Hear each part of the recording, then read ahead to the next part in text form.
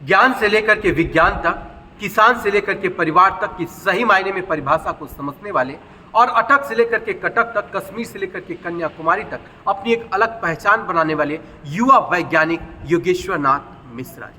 आज हम उस योगेश्वर नाथ मिश्रा का जिक्र कर रहे हैं जो भारत के सबसे बड़े सूबे उत्तर प्रदेश के जनपद आजमगढ़ के पैखौली ग्राम सभा से ताल्लुक रखते हैं, जिनकी शिक्षा दीक्षा प्राथमिक विद्यालय से शुरू हुई और ग्रामीण क्षेत्र में जिनका जन्म हुआ, किसान परिवार से ताल्लुक रखते थे। उन्होंने ऐसा किया चमत्कार कि लोग करने लगे नमस्कार।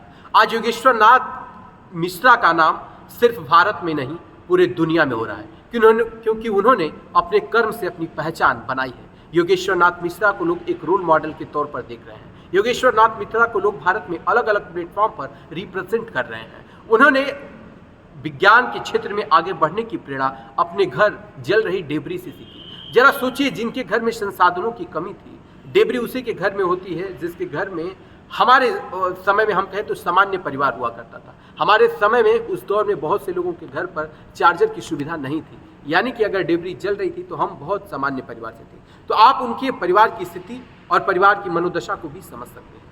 पिता ने यह ठाना था बेटा को आईएएस बनाना है, लेकिन बेटा ने यह ठाना था कि मैं कुछ ऐसा करूं कि कई आईएएस और कई बड़े आईएएसों से ज़्यादा मेरा नाम हो जाए, और वही किए जो उनकी इच्छा हुई।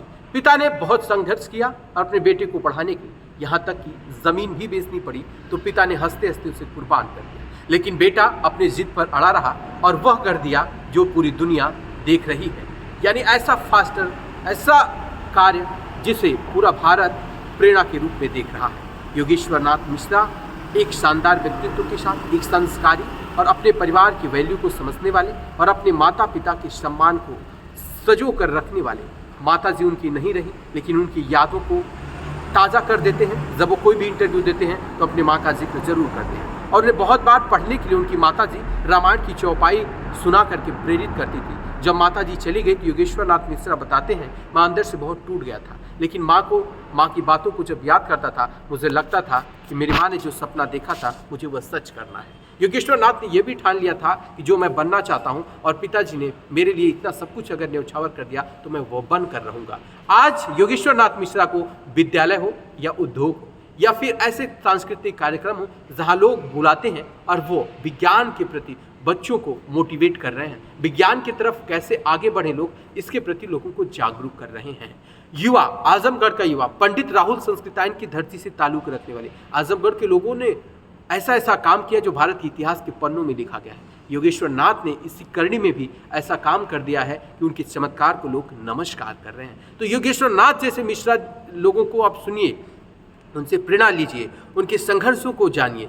आपको रोल मॉडल माना तो ऐसे लोगों को रोल मॉडल मानिए जिन्होंने शून्य से लेकर के शिखर तक की यात्रा अपने संघर्ष से की है, जिन्होंने अर्थ से लेकर के फर्स्ट तक, कश्मीर से लेकर के कन्याकुमारी तक। आज अगर लोग योगेश्वर नाथ मिश्रा को सुन रहे हैं तो वो उनकी काबिलियत, वो उनके कर्म है जिसके माध्यम से लोग उन्हें जानते हैं। योगेश्वर नाथ मिश्रा पूरी तरह से डेडिकेटेड होकर के उन्होंने पढ़ाई किया, ज्ञान प्राप्त किया, और उसी का नतीजा है आज उन्हें ये सब सम्मान मिल रहा है। मैं यही कहना चाहूँगा योगेश्वर भैया, आप इसी तरह से युवाओं को प्रेरित करते रहिए, प्रभावित करते रहिए और उन्हें खूब आगे बढ़ाते रहिए और विज्ञान के क्षेत्र में आगे बढ़ाते रहिए।